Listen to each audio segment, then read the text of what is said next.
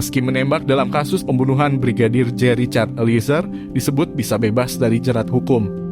Hal tersebut diungkap pakar hukum pidana sekaligus mantan Hakim Asep Iwan Iriawan yang menegaskan Baradae menembak atas dasar perintah jabatan.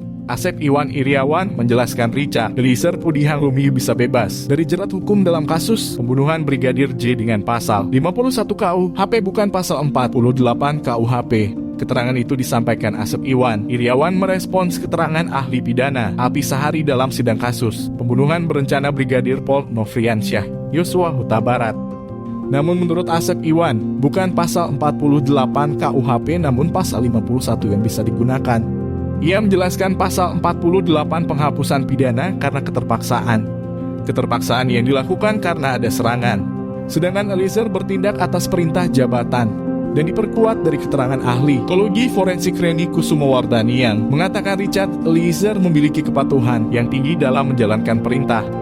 Karena perintah itulah Eliezer tidak ada pilihan.